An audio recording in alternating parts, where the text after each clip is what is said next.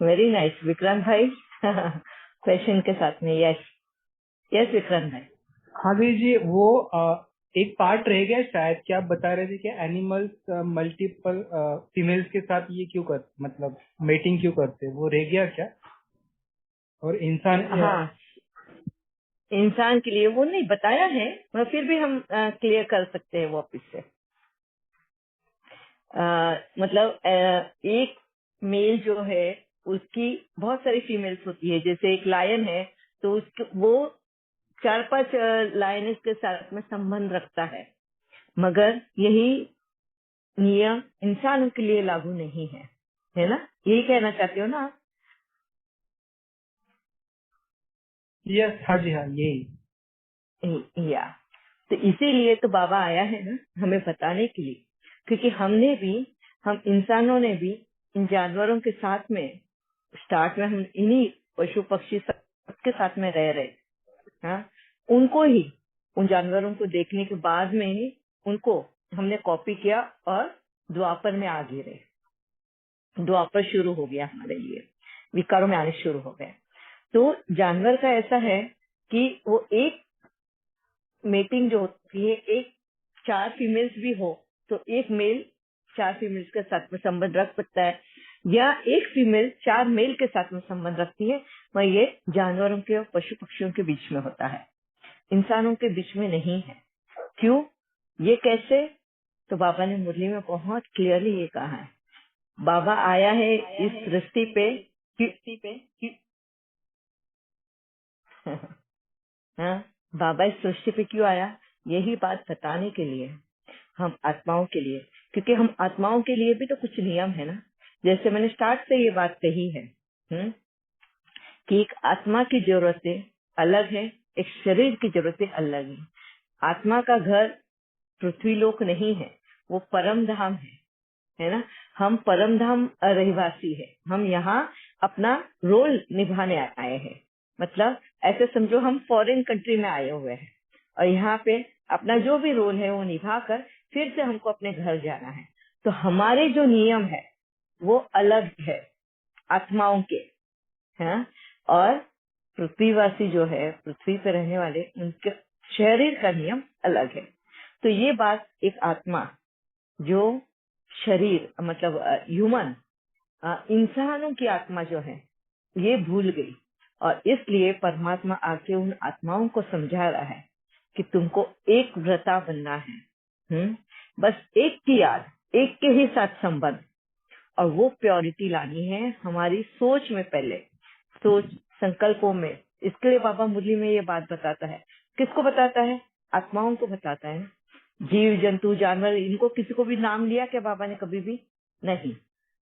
बाबा ने नाम लिया है तो सिर्फ इंसानों के लिए नाम लिया है।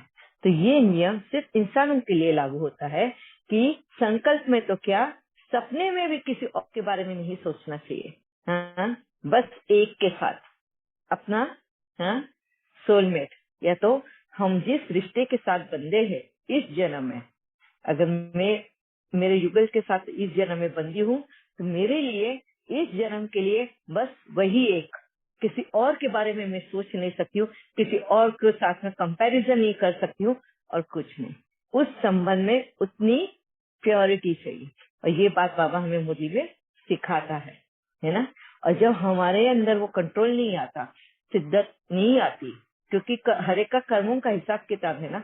अगर मैं यहाँ पे वफादारी निभा रही हूँ और अगर समझो मेरे युगल नहीं निभाते तो मैं दर्द तकलीफ में गुजरती हूँ, और मैं भी उनको कहीं न कहीं बदले की भावना हो, और उनको सबक सिखाने के लिए अगर मैं कहीं गलत रास्ते चली गई तो।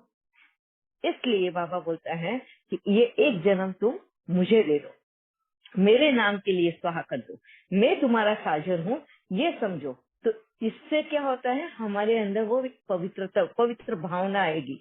कहीं पे भी किसी को सबक सिखाना या बदले की भावना या गलत रास्ता अपनाने का मन में ख्याल भी नहीं आएगा। बस बाबा के साथ संबंध निभाना है। तो वो एक, जब हम संबंध निभाना शुरू करते हैं तो हमारे अंदर वो पवित्रता आनी शुरू होती है ना। तो ये क्लियर कट हमें दिखा समझ में आता है मुरली के द्वारा कि बाबा हम आत्माओं को, हाँ, बस एक के साथ संबंध के बारे में आज्ञा देता है। हाँ, मगर यहाँ पे पृथ्वी लोक का नियम ऐसा है कि जैसा अगर आपने देखा होगा जानवरों के इसमें भी, अभी लायन का ही एग्जांपल लेते हैं हम शेर के बारे में। शेर जो है बल दिखाता है, मगर बल कहाँ है, बल प्रयोग किधर है?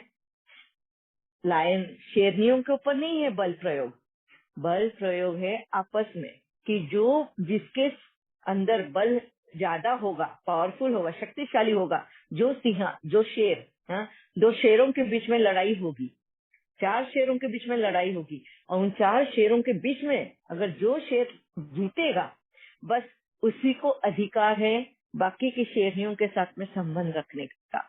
बाकी के 3 शेर हार चुके हैं, तो उसको वो जगह छोड़कर जानी है। वो उस साल उसके वक्त, वो जो अभी मीटिंग पीरियड, इनका मीटिंग पीरियड एक फिक्स रहता है। जैसे मैंने कहा, बहुत क्लियर वर्ड में मैंने कहा था कि मीटिंग पीरियड होता है जब भी रिप्रोडक्शन साइकिल का वक्त आता है। और रिप्रोडक्शन साइकिल कैसे आता है? जब फीमेल जो होती है, फीमेल जेंडर जो होती है, जब उनका मेंस्ट्रुएशन पीरियड चालू होता है, उस वक्त वो रिप्रोडक्शन साइकिल होता है। और वो रिप्रोडक्शन साइकिल एक तरह का सिग्नल होता है कि ये मीटिंग पीरियड है, संबंध बनाने का वक्त है। और उसी वक्त वो आने से पहले शेर अपनी लड़ाई जीतता है, और फिर ये वो संबंध बनाता है, उसको वो अधिकार मिलता है।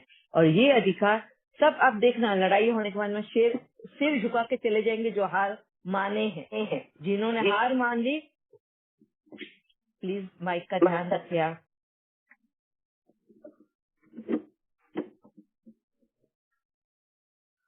हाँ, वो सिर झुका के निकल जाएंगे, और जो जीता है उसके साथ शेरनियां, हाँ, बिना कुछ कहे अपने आप को समर्पण कर देंगी। वहां पे भी शेर जो है, हाँ, वो शेरनियों को मनाएगा, उनके साथ में जोर जबरदस्ती नहीं करेगा। आप कभी भी एनिमल प्लेनेट में देख लो, बीबीसी अर्थ पे देख लो, या कहानियों में भी सुन लो, कोई भी मेल जो जेंडर है वो किसी भी फीमेल जेंडर पे जबरदस्ती नहीं करता।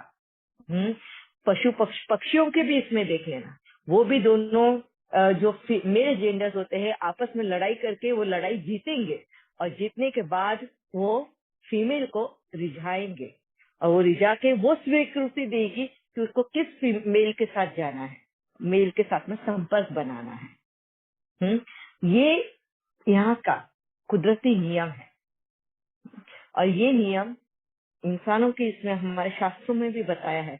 इसलिए रावण का एक उदाहरण दिया गया है कि वो सीता को उसके सुंदरता पे मोह तो गया, वो उसको किडनैप करके लेकर तो आया, हाँ, मगर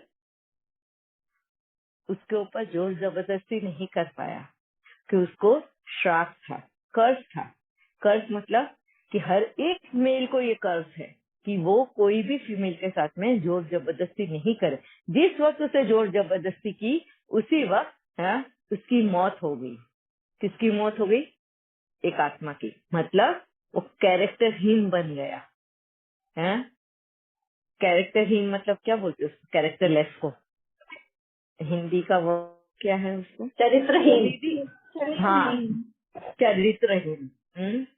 और आज की दुनिया में चरित्रहीन के लिए कोई जगह नहीं है ना? अगर कोई भी आदमी एक औरत के साथ जबरदस्ती करता है तो उसको ये टैग दिया जाता है। वैसे ही रावण के लिए भी कहा गया था, और रावण ने अपने ऊपर वो, हाँ, बांध बोलते हैं, कंट्रोल रखा था। वो एक लक्ष्मण रेखा सीता ने बनाई हुई थी। किससे? एक घास के तिनके से।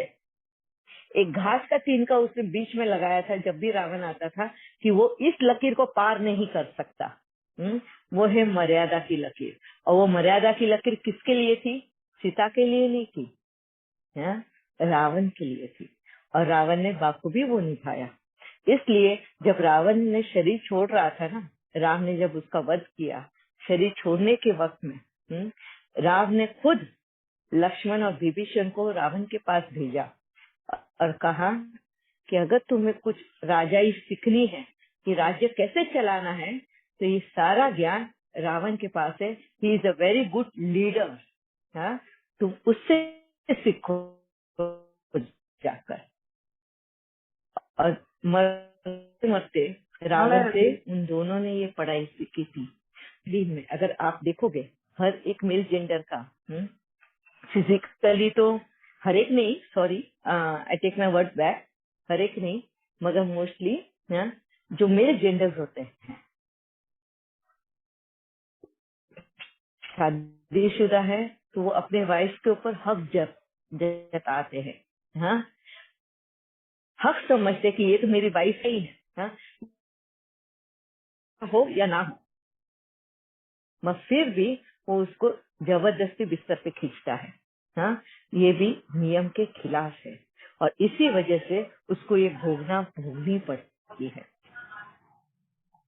हाँ, मेल जेंडर से बहुत भोगनाएं होती है।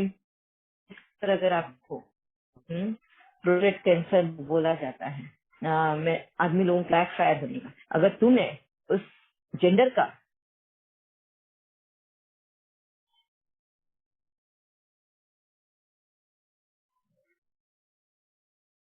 तुमने उस जेंडर की अगर रिस्पेक्ट नहीं रखी है ना, तो वही जेंडर वही पार्ट तुम्हें दर्दनाक मौत देगा।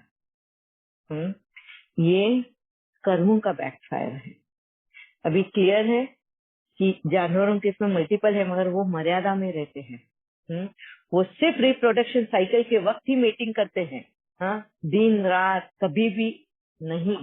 वो सब लोग, सभी जानवर, सभी पक्षियों नियम के अनुसार रहते हैं। उनकी जो मर्यादाएं लिखी गई है उन्हीं मर्यादाओं में रहते हैं।